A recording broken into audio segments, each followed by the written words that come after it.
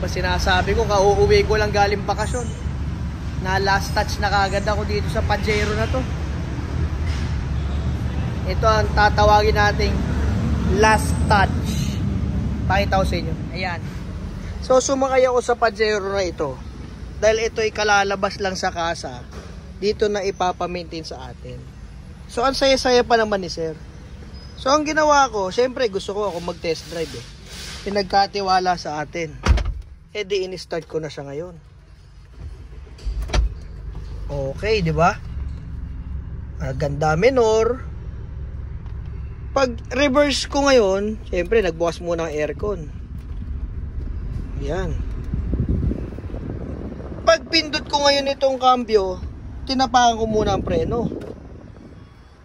Aba! Ayaw umalis sa pwesto. Ayan, pinipindot ko na yan ha. Inyo ba? Kita nyo ba? Nakita ko sa inyo. Pinipindot ko na yan. Nakapreno na ako nyan. Ayaw umalis. Sabi ko patay. Nadali ako ng last touch. Tawa naman ang tawa si Bossing. Bossing, papakita ko na kayo. Ayan, ang boss natin. Si Kuya Bear. Ayan. Lagi yan naka-comment sa atin everyday. Sabi ko, wala stick. Na last touch ako ah. Pero alam ko na sira niya pag ganito eh. Kayo ba? Alam nyo na mga kaibigan. So para sa mga naka-Montero, Mitsubishi Lancer, na Sedia, nangyayari yan. Yun ang mga na-experience ko mga model na nangyayari to. So meron dyang maliit na plastic na akala mo takip ng ballpen. Kung tawagin ay shifter sleeve. No? So paano nyo gagawin? Halimbawa sa gitna ng kalsada nagpapagas kayo, biglang nadurog yung plastic na yun. Nadudurog kasi yung ulo nun eh. Hindi nyo alam kung kailan, hindi nyo alam kung saan. Bigla-bigla yung madudurog, walang warning. Pag pinindot ninyo, kahit nakapreno kayo, hindi nyo siya maiaalis, sobrang tigas. Huwag nyo pupwersahin mga kaibigan, ganito gagawin ninyo. Hawakan nyo to, ibaba nyo ganun. Yan, nakaklip lang yan, walang tornilyo or kahit na ano. Pag nagawa nyo yan, bubuksan ko muna yung plastic. Yan, so pag natanggal nyo na, punta kayo dito ngayon. May dalawang tornilyo yan.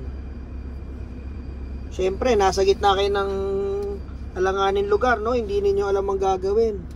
So, tatanggalin niyo yung dalawang tornilyo. Kasi hindi niyo yung magagawa dito sa pindot hanggat hindi niyo pinapalitan ng pyesa. Pero ito ang technique para makaalis kayo sa pwesto kung nasan man kayo. So, tatanggalin niyo lang yung dalawang screw. Kuha lang kayo ng pamihit. Counterclockwise. Isa. Buti na lang, nakasakay yung nagdadrive nito, si sir. Habang ginagawa ko yon at alam na alam ni sir, hindi naman ako nakasira. Pero kung sa iba yon at hindi mo bait, last touch ang mangyayari dyan. Sasabihin, dinala ko rito, kumakambyo yan eh. Diba? Eh ganun talaga po yan, hindi nyo alam kailan madudurog yan, sabi ko. Buti na lang, at dito sa talyer nangyari. Kasi kung dyan yung pauwi ninyo, biglang nag-stack ang cambio na ganyan, hindi mapindot, hindi mausod, ay hindi nyo alam ang gagawin, patay. So pag natanggal nyo yung tornilyo, angat nyo na ito. Ayun, nasa larin. Makukuha nyo yung mga kadurog nyan doon sa loob. Yan. Kasi ganito yan, oh. Ayun, kita nyo yung nawawala yung bakal pag pinipindot. Yan, tinutulak niya yan. Ito yan, gumaganon yan, oh. Ito yung nadurog.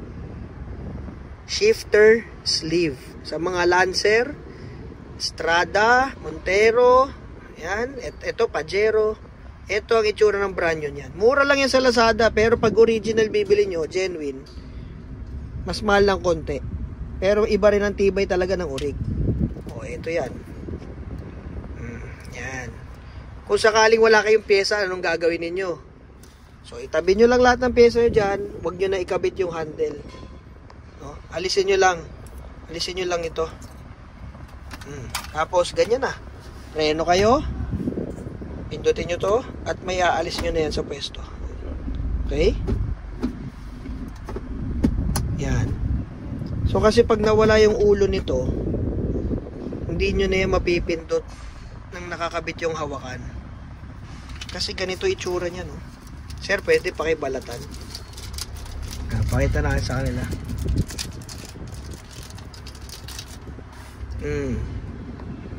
Yan ang itsura niya. Parang takip ng ballpen. Napuputol yung ulo niyan. Kaya anong nangyayari? Nabubutas. Pero ang butas lang dapat, ilalim lang. Okay? O, pag shoot nyo ngayon na ganyan, hindi na kayo babayad sa mekaniko. Ilagay nyo na ulit ito. Isa. Ipasok nyo ito. Dalawa. At lagyan ng tornilyo. Napakasimple, di ba? Papakita ko sa inyo na ganun lang yan kadali. Dahan-dahan. Yan ang tinatawag na one hand technique. Alam na alam ni Sir yan. Si Sir ay nanonood sa atin bago pa mag-pandemic. Talaga naman. Ayun o. Yan. Masyado pala siya mababa kanina. O yan. O, sample lang. Kahit isang tornilyo lang muna. O, napipindot na yun ngayon. Okay. Try na natin. Ay. Sorry, mali. Masyadong mataas. Isa pa. Masyado tayong matangkat. Baba natin ng konti. Okay. Ganyan talaga. Walang cut ang video natin, walang camera trick.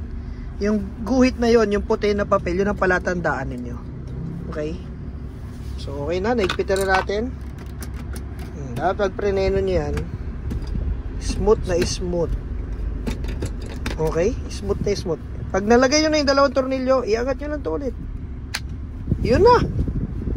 O, diba? Kasama na yung bloopers doon, ha? Hindi ko na ikakat yun.